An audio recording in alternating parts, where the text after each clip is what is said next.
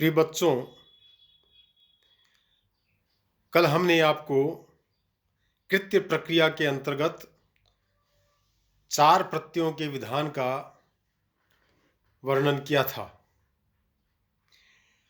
उन चारों प्रत्ययों का विधान होने पर किस प्रकार से शब्दों का निर्माण होता है, अर्थात कृदंत पदों का निर्माण उन 4 प्रत्ययों से यानी तव्यत, तव्य, अनियर और कैलिमर, इन 4 प्रत्ययों के विषय में हमने कल चर्चा की थी।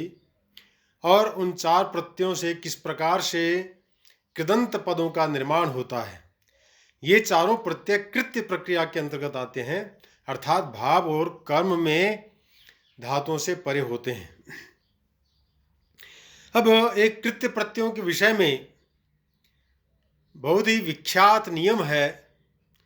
उस नियम का उल्लेख करते हुए आचार्य वरदराज लिखते हैं।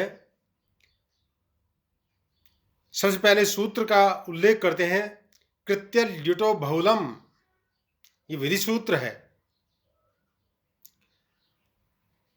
इसका मतलब है कृत्य और ल्युट प्रत्यय ये बहुलता से होते हैं, बहुल होते हैं।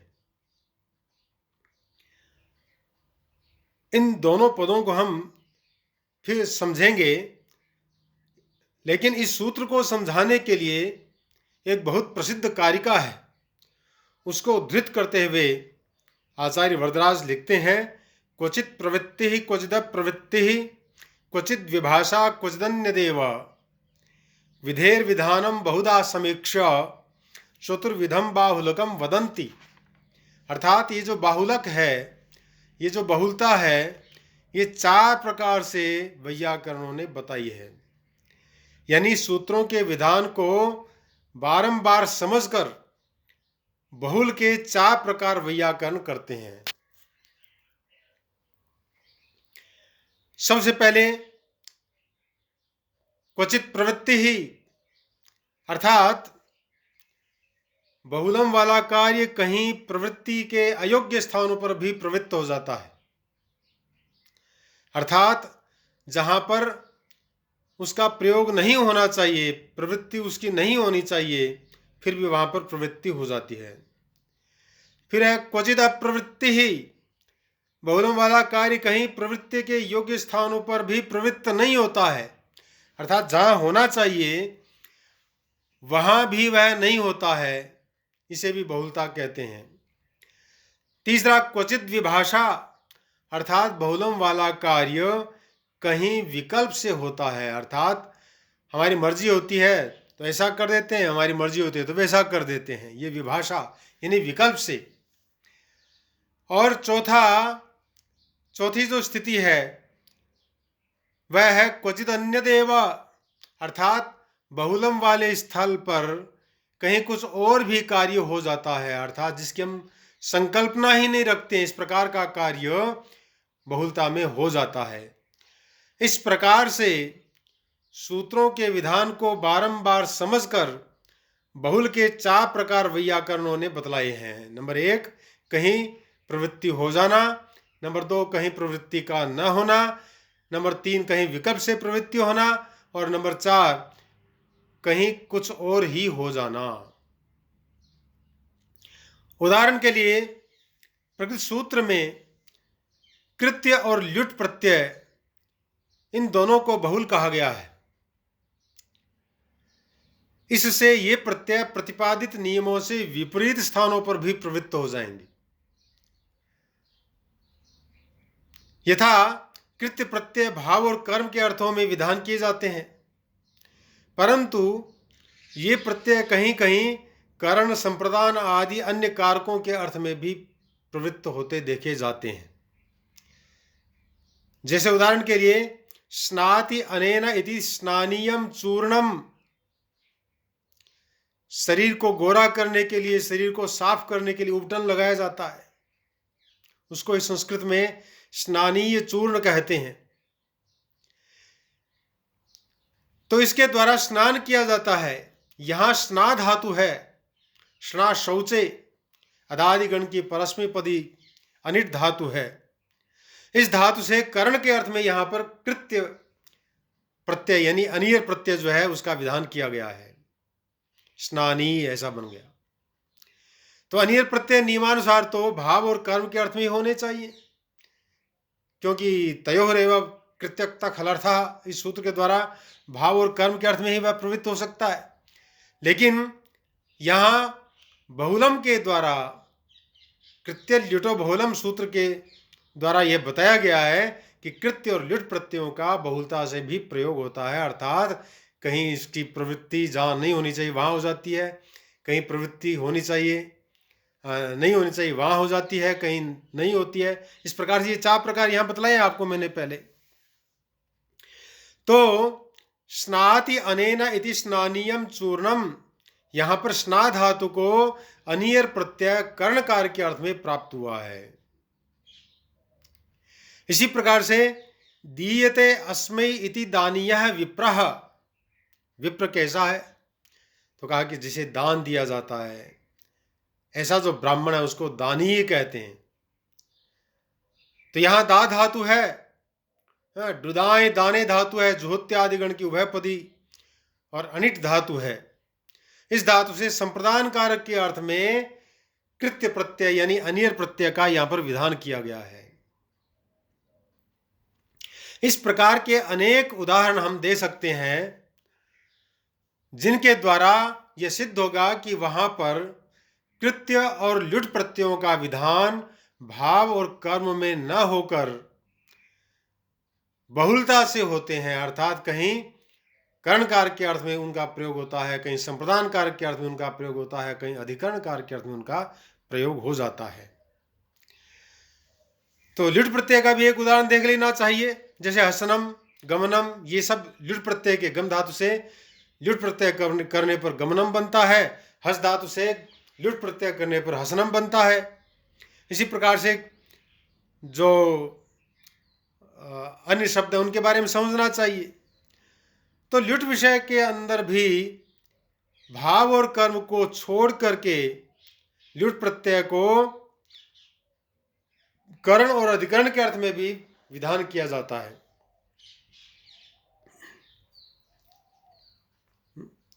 गम्यते अनेन तत् गमनम, हस्यते अनेन इति हसनम। इसी प्रकार से उपमानम शब्द है, उपमीयते अनेन इति उपमानम, तो कर्णकार के अर्थ में यहां पर इसका प्रयोग हुआ है ल्युट प्रत्यय का। इसी प्रकार से गावो दुह्यन्ते अस्यामिति गोदोहनी पात्री, तो गोदोहनी, गोदोहनम शब्द उसका स्त्रीलिंग बनाने के लिए इंग्लिश प्रत्यय करके इसको हमने गोदोहनी बना दिया। तो यहां अधिकरण के अर्थ में इसका प्रयोग हुआ है। तो ये ल्युट प्रत्यय के कुछ उदाहरण जो है उनको आपके सामने हमने रखा है। ऐसे भी कार्य होते हैं जिनका यहाँ पर कृत्य ल्युटो बहुलम सूत्र के द्वारा कथन किया गया है, अर्थात भाव और कर्म के साथ में कहीं कहीं पर जो ल्युट प्रत्यय है या कृत्य प्रत्यय है वे करण, अधिकरण, संप्रदान आदि कारकों के अर्थ में भी प्राप्त होते हैं। अब एक 4 प्रत्ययों का इससे पूर्व विधान हो गया है, 4 कृत्य प्रत्ययों का विधान हो चुका है। पंचम जो प्रत्यय वह है यत, उसके लिए सूत्र दिया गया है अचो यत, ये विधि सूत्र है। अचो यत ये सूत्र क्या कहता है? वृत्ति कहती है अजंता धातु यत स्यात् चेयम, अर्थात अजंत धातु से परे यत प्रत्यय का विधान हो भाव और कर्म के अर्थ में, क्योंकि यहां पर वह चीज तो आएगी ही। अजंत का मतलब क्या है? यहां पर अचह का मतलब अजंत है, यानी स्वरांत धातुओं से परे भाव और कर्म के अर्थ में यत प्रत्यय का विधान किया जाए। तो तव्यत तव्यानीयरः और केलिमरूप संख्यानम, इन सूत्रों के द्वारा भाव और कर्म के अर्थ में तव्यत, तव्य, अनियर और केलिमर प्रत्ययों का जब विधान प्राप्त हो रहा था, इसी बीच में एक यत प्रत्यय ला करके और उसका बाधक सूत्र बना दिया गया है इसको, अर्थात यत प्रत्यय का विधान भी हमें करना पड़ेगा। चूंकि यत प्रत्यय तव्यत, तव्य और अनियर इनका असरूप है, इसलिए विकल्प से ये प्राप्त होगा। ये बात हमें ध्यान रखने वाली है। अर्थात तव्यत, तव्या, अनीरः और केलिमर उपसंख्यानम सूत्रों के द्वारा जिन सभी धातुओं को भाव और कर्म के अर्थ में तव्यत, तव्य, अनीय और केलिमर प्रत्ययों का विधान किया जा रहा था, अचोयत उनमें से केवल स्वरांत धातुओं को लेकर के कहता है कि स्वरांत धातुओं से परे भाव और कर्म के अर्थ में यत प्रत्यय का विधान किया जाना चाहिए। उदाहरण के लिए चेयम, तो चेयम शब्द में चीय धातु है। चीय चयने, चयन करने के अर्थ वाली चीय धातु है। उसके यकार का हलंत्यम सूत्र से संज्ञा होकर के तस्य लोपे से लोप हो जाता है, तो केवल ची बचता है। तो अचोयत सूत्र के द्वारा ची, जो कि इकारांत है, स्वरांत है, अजंत है, उसे परे यत प्रत्यय की प्राप्ति होगी, यानी ची प्लस यत। यत में भी जो तकार है उसकी हलंत्यम से संज्ञा और तस्य लोप से उसका लोप हो जाता है, केवल यह बचता है, यानी ची प्लस य। अब यहां पर ची का जो ई है उसको सार्वधातुक अर्धातुक सूत्र के द्वारा गुण हो जाएगा। गुण होने पर ची का जो ई है उसको ए हो जाएगा, तो चे प्लस य, ये स्थिति बन गई। मिला दिया दोनों को, चेय। अब इसको भाव के अर्थ में लेना है, तब यहां पर उसको नपुंसक लिंग की प्राप्ति होगी, और नपुंसक लिंग प्राप्त होते ही चे प्लस सु जो था उसके स्थान पर सु को अतोम से अम आदेश और अमी पूर्व से पूर्व होकर के और चेयम ऐसा बन जाएगा। तो इस प्रकार से अचो यत सूत्र जो है वह स्वरांत धातुओं से परे भाव और कर्म के अर्थ में प्रत्ययों को, यत प्रत्यय को प्रदान करता है। इसी प्रकार से आप नीप धातु उसे यत प्रत्यय प्रदान करेंगे तो उसमें भी सार धातु, अर्ध धातु आदि के द्वारा गुण होकर के और नी प्लस यत, नी प्लस य, ने प्लस य, नेय, नेयसु और नेयम, नेयम का पूर्व रूप होकर के नेयम बन जाएगा, यानी ले जाने योग्य। जी धातु है उसका यत प्रत्यय विधान करेंगे तो जी प्लस यत जेयम बन जाएगा। श्रु, यह भी उकारांत स्वरांत धातु है, उससे परे यत भी हम प्रदान करेंगे तो श्रु प्लस यत, अनुबंध का लोप कर दिया, श्रु प्लस य। अब श्रु है उससे परे यत प्रत्यय यकार आदि है, इसलिए वांतो ये प्रत्यय सूत्र के द्वारा जो सबसे पहले श्रु है उसको गुण होता है। गुण होने के बाद में वांतो ये प्रत्यय के द्वारा जो ओ हुआ था ऊ के स्थान पर उसको अब आदेश हो जाएगा, तो श्रव य मिला देंगे, श्रव्य, श्रव्य सु, श्रव्य अम, श्रव्यम ऐसा बन जाएगा। इसी प्रकार से अन्य धातुओं के विषय में हमें समझना चाहिए। उनके साथ में जो स्वरांत धातु हैं अचो यत सूत्र के द्वारा उनको यत प्रत्यय की प्राप्ति भाव और कर्म के अर्थ में प्राप्ति होती रहेगी।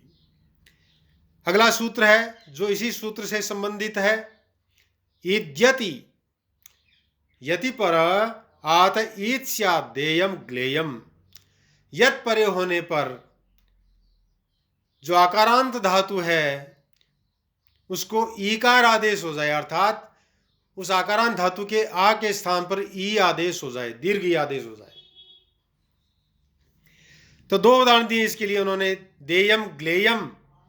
देयम में दा धातु है, तो दा आकारांत धातु है, स्वरांत है, इसलिए अचो यत सूत्र के द्वारा उसको यत प्रत्यय की प्राप्ति होगी, तो दा प्लस यत, यत के तकार की संज्ञा होकर के लोप हो गया, दा प्लस य। जो ये स्थिति बनती है इद्यति सूत्र के द्वारा यहाँ पर आ के स्थान पर ई आदेश हो जाता है, अर्थात दा के स्थान पर दी बन गया तो दी य। अब जो ये स्थिति बनती है दी प्लस य, यहाँ पर सार धातुकार धातु के सूत्र के द्वारा ई को गुण हो करके और ए हो जाता है, तो दे य, ये स्थिति बन जाती है, यानी देय।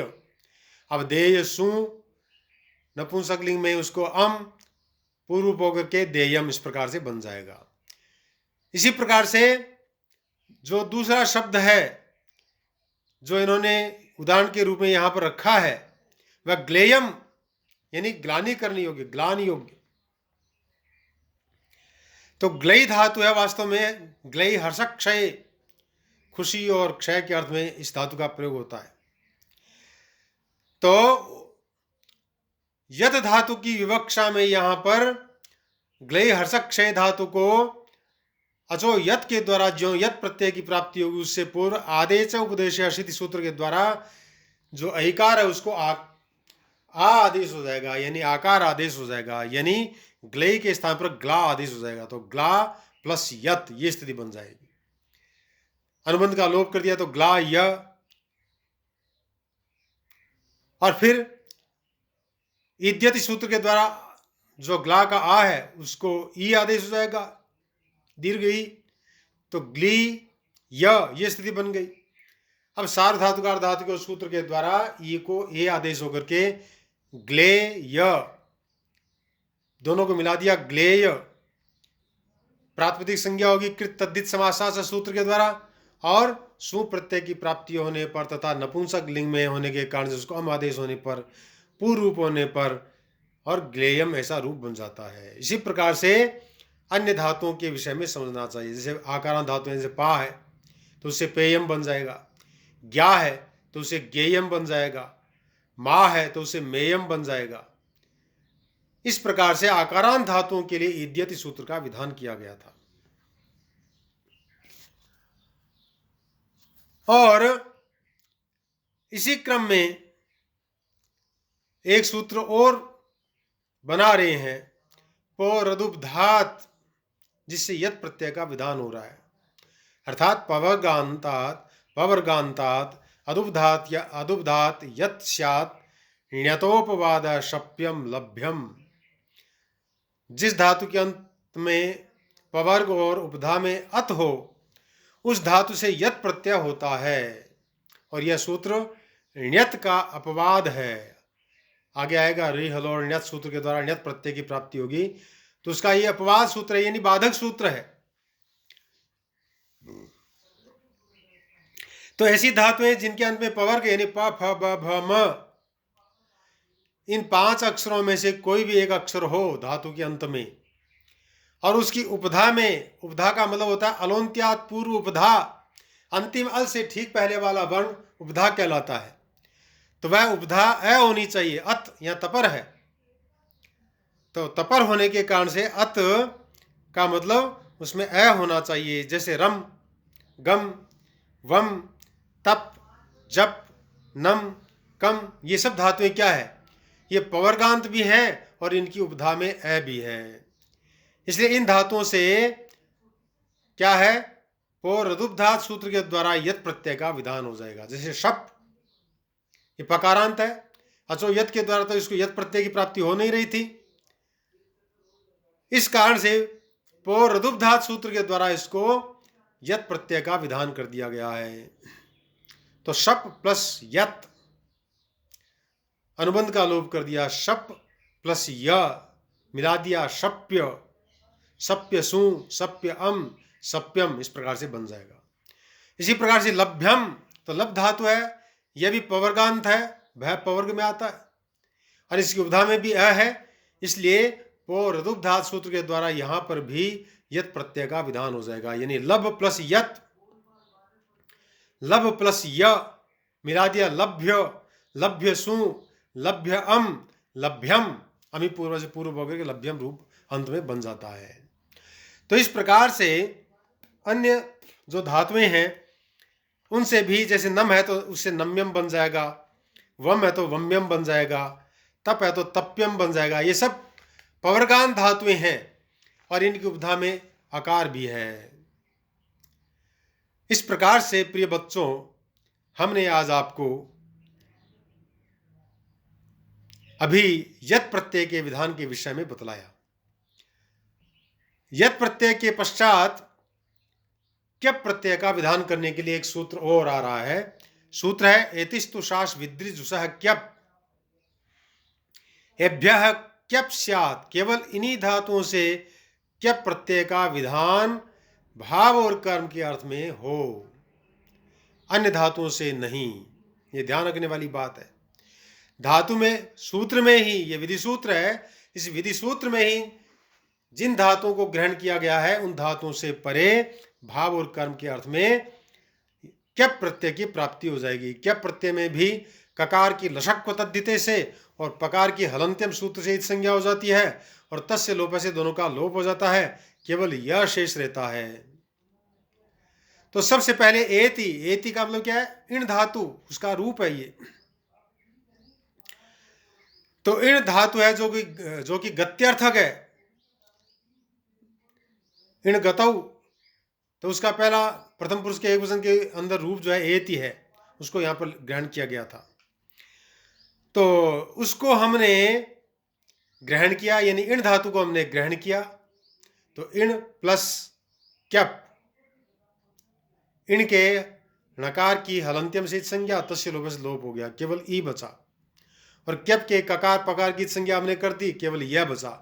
ई प्लस ये स्थिति बन गई, ई प्लस य। जो ये स्थिति बनती है, ये सभी में मान ले। दूसरी धातु है स्तु, उसमें भी ऐसा ही होगा, स्तु प्लस क्यप, स्तु प्लस य। क्यप के ककार पकार की हमने इस संज्ञा करके लोप कर दिया, तो स्तु प्लस ये स्थिति बन गई यहां पर। तो जो ही ये स्थिति बनती है इन दो धातुओं से परे क्या प्रत्यय करने पर, यानी ई य और स्तु ये स्थिति बनती है, तो अग्रिम सूत्र प्रवृत्त हो जाता है। अग्रिम सूत्र क्या है? ह्रस्वस्य पिति कृति तुंक, अर्थात पित कृत प्रत्यय परे होने पर ह्रस्व का अवयव तुक हो। पित का मतलब जिसमें पकार की संज्ञा होकर लोप हुआ है, जैसे क्यप है, तो इसमें पकार की संज्ञा करके हमने हलंत्यम सूत्र से और तस्य से लोप कर दिया, तो ये पित हो गया। और साथ में कित भी है, क्योंकि ककार की हमने लशक को तद्धिते सूत्र से संज्ञा करके और तस्य से लोप कर दिया था, इसलिए क्यप कित भी है और पित भी है। तो ये पित प्रत्यय है और कृत भी है, कृतंत प्रकरण में आने के कारण से। तो इस प्रत्यय के परे होने के कारण से, यानी इन से हमने क्या प्रत्यय किया था, तो ई यह स्थिति बनी थी। तो यहां पर ह्रस्व अवयव है, ह्रस्व का अवयव यानी जो धातु है उसके अंत में जो स्वर है वह ह्रस्व होना चाहिए, तो ई ह्रस्व है। तो ऐसा होने के कारण से और पित प्रत्यय जो कि कृत प्रत्यय उसके परे होने के कारण से दोनों के बीच में तुक का आगम हो गया। तुक में जो ककार है उसकी हलंत्यम से संज्ञा और तस्य लोप से लोप हो गया। उसी प्रकार से जो तु उसमें ऊ है उसकी उपदेश से अधर्वनासिक सूत्र से संज्ञा और तस्य लोप से लोप हो जाता है। तो आधा तय बचा, ई पहले था ई तुक य, अब हो गया ई तयाधा और य इत्य मिला दिया, तो इत्य। अब इसको हम प्रातिपदिक संज्ञा होने पर कृत तद्धित समासास्य सूत्र के द्वारा प्रातिपदिक संज्ञा और विभिन्न सूत्रों से सु प्रत्यय की प्राप्ति एक वचन में, और सु का रू व रू का रै बचा रेफ का अवसान संज्ञक होने पर उसको विसर्ग आदेश होकर के और इत्याह ऐसा बन जाएगा। इसी प्रकार से स्तुत्य ऐसा बन जाएगा। स्तु धातु से यत प्रत्यय हमने क्यप किया था, हमने स्तु प्लस क्यप, तो स्तु प्लस ये स्थिति बनी थी। यहां भी स्तु के अंत में ह्रस्व स्वर है और आगे पित प्रत्यय है, इस कारण से दोनों के बीच में तुक का आगम हो गया, यानी स्तु तुक य। स्तु आधा तय य, स्तुत्य, स्तुत्य सु, स्तुत्य, सु का रुंत विसर्ग होकर के और स्तुत्य ऐसा बन जाएगा। इस प्रकार से ये ह्रस्व स्वर से परे जो क्या प्रत्यय है, अगर वह परे रहता है तो वहां पर तुक का आगम होता है। इस सूत्र ने यह यहाँ पर विधान करके और दो उदाहरण दे करके इनको हमने यहाँ पर बताया है। अब एक शास धातु है, इसमें एति हो गया, स्तु हो गया, फिर है सास। तो सास अनुशिष्ट धातु है, अनुशासन के अर्थ में प्रयुक्त होती है। तो इस धातु से कर्म के अर्थ में एतिस्तु सास विद्रित क्यप सूत्र के द्वारा यहाँ पर क्यप प्रत्यय का विधान किया, क्यप के अनुबंधों का लोप कर दिया, यह बचा, निशास ये स्थिति बनी। जो ये स्थिति होती है एक सूत्र और आ जाता है, और वह सूत्र है सास इदंग हलो हो, सास इदंग हलो हो। शास उपधाया इत्यशादंगली हलादौ किंगिति शिष्यः वृत्त्यादृत्यः जुष्यः। तो जो शास धातु है उसके आने के कारण से ये स्थिति बनानी पड़ी, ये सूत्र बनाना पड़ा। तो कह रहे हैं कि अंग परे हो या हलादि कित अथवा नित परे हो तो शास धातु की उपधा के स्थान पर ह्रस्व इकार आदेश हो जाता है। उपधा का मतलब क्या है? शास अंतिम अक्षर है इसमें सकार, और उससे ठीक पहले आ, शास के शा में जो आ है वह उपधा है। तो उस उपधा के स्थान पर ह्रस्व इकार आदेश ये सूत्र कर रहा है।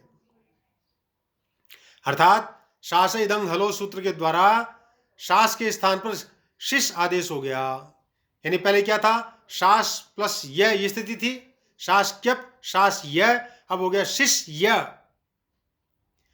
जो ही ये स्थिति बनती है शिश में, यहां पर आप देख रहे हैं पहला तालव्य श है और दूसरा दंत्य स है और उसके परे यह है।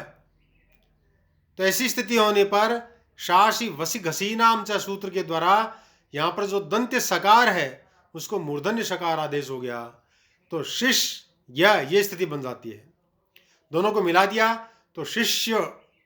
अब इसकी कृत तद्धित समासास सूत्र के द्वारा प्रातिपदिक संज्ञा और सु प्रत्यय की प्राप्ति, सु का रुंत विसर्ग होकर के और शिष्य है ऐसा शब्द बन जाएगा, ऐसा पद बन जाएगा।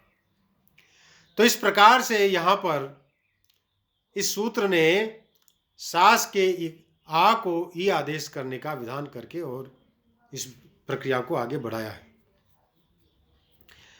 तो प्रिय बच्चों, इसी प्रकार से इस सूत्र में जो अन्य धातुएं बची थी व्री, द्रि, जुस, तो व्री से तो वृत्त्य बन जाएगा, द्रि से द्वितीय बन जाएगा, आ उपसर्ग लगाएंगे तो आद्वितीय बन जाएगा, और जुस से जुष्य बन जाएगा। ये सारे उदाहरण जो है ये क्या प्रत्यय का विधान करने पर हमने आपको प्रदान किए हैं। तो आज हम इस प्रकरण को यहीं संपन्न करते हैं। आगे की जो बातें हैं उनको लेकर के हम फिर अग्रिम सूत्र में उपस्थित होंगे, अग्रिम वीडियो में उपस्थित होंगे। तब तक के लिए जय तो संस्कृतम, जय तो भारतम।